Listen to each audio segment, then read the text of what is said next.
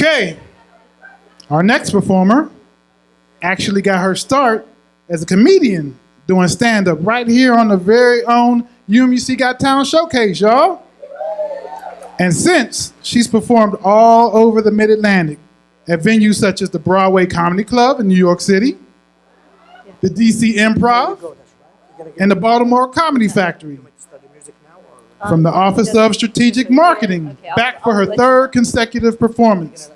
Give it up for Sandy Bernstein.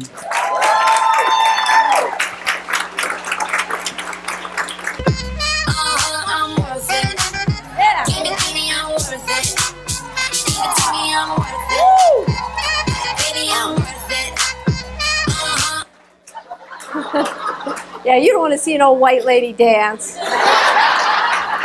So UMUC, make some noise! Yeah, give it up for all the performers you've seen so far today. Come on, you can do better than that. Okay. And give it up for yourselves for coming out here this fine afternoon. All right. Well, welcome to Sandy Bernstein's Career Harry Kari Part 3. If you missed Part 1 and 2, you're in luck because it's on my website, sandybernsteincomedy.com. Thank you. It just so happens I have some postcards scattered about by the popcorn on the ledge on the windowsill, so be sure to take one on your way out. Yeah, this is the beginning of my shameless self-promotion tour.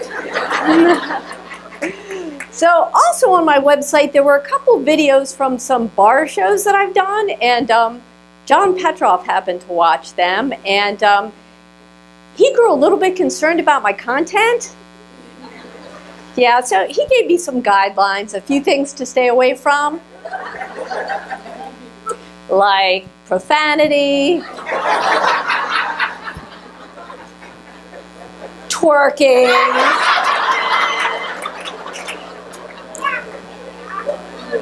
religion, politics, race. And I was like, John, I wasn't going to talk about any of that stuff. The topic I have today is universal and relatable. I'm here to talk about poop. I mean, everybody poops, right? Well, unfortunately, John didn't see it that way. And the word came down, no poop jokes. You know, so I decided to oblige because I want to stay employed and married.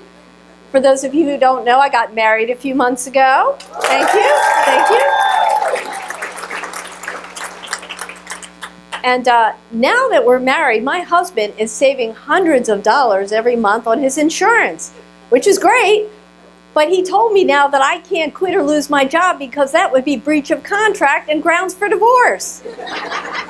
So now I'm trapped in a marriage and a job. But you know what, guys? That's okay because I love my job.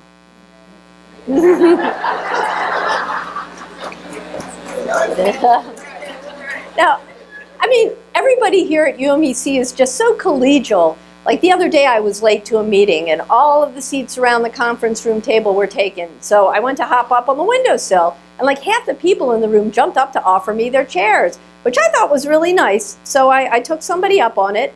And after the meeting, I remarked to my boss, Cynthia Friedman, gee, everybody here at UMUC is just so courteous.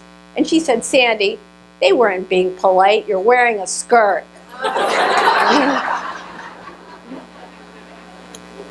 But you know something? In my defense, it wasn't like I was going commando.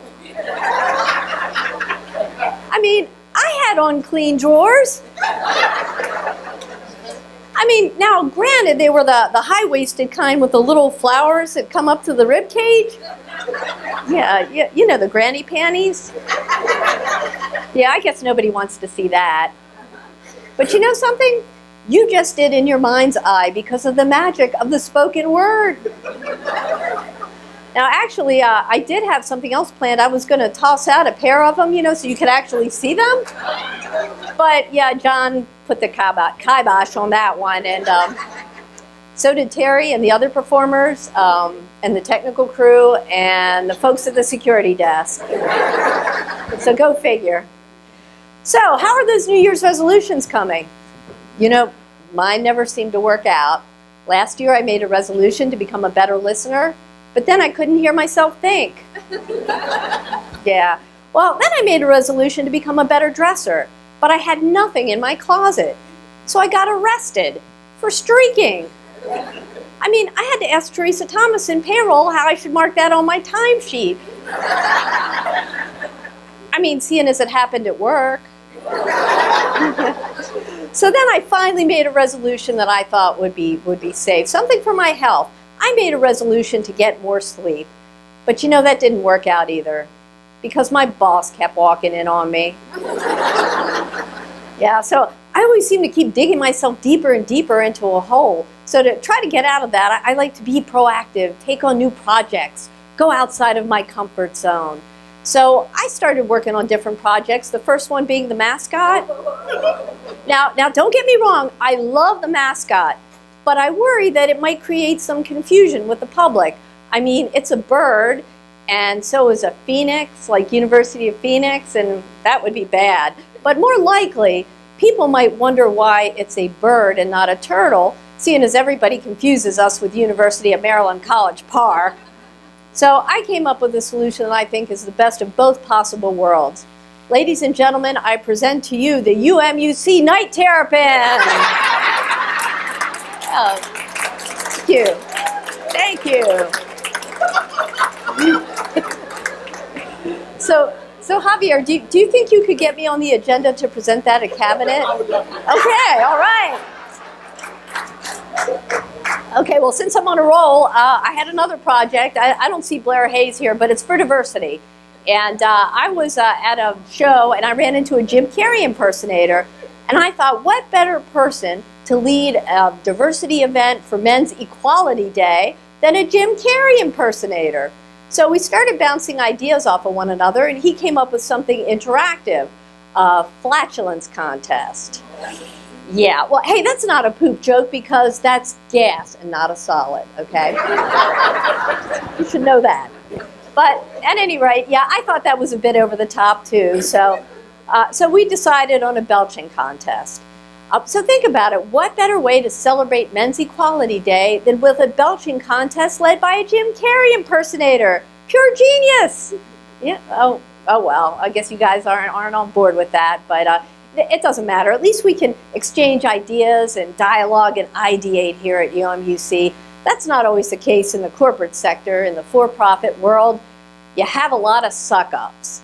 You know the type, the guy who sits in the meeting and every time the boss opens his or her mouth, his head is nodding up and down like a damn bobblehead. Yeah, we had one at my last job. His name was Kyle.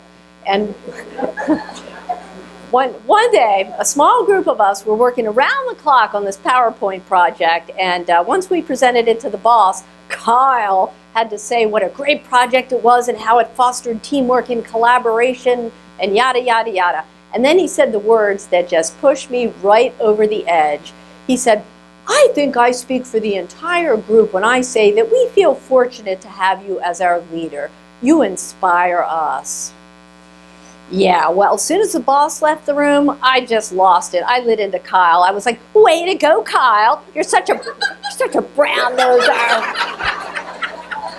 You know, the boss isn't going to need another colonoscopy for at least 5 years. Hey, that's not a poop joke. That's a colonoscopy joke. Yeah, well, you know, I should have stopped there, but I didn't. Instead, I was like, here, Kyle, let me wipe that off your nose. Is that corn or a peanut? Ew, yeah, well, that was a big mistake, and it landed me in an anger management workshop. Yeah, and ultimately into a career realignment. Yeah, you know, a job search. But I learned a very valuable lesson, which I would like to share with everyone today. Folks, do not, under any circumstances whatsoever, list an anger management workshop under the continuing education section of your resume. That is just a bad idea. And you know what? Speaking of bad ideas, I think it's time I go out and update my resume and look for a new husband. Yeah. Well, listen, don't forget to check out my website, sandybernsteincomedy.com, and I have postcards on the windowsills, on the ledge, and buy the popcorn and the chocolate-covered peanuts. So enjoy the rest of the show. Thank you.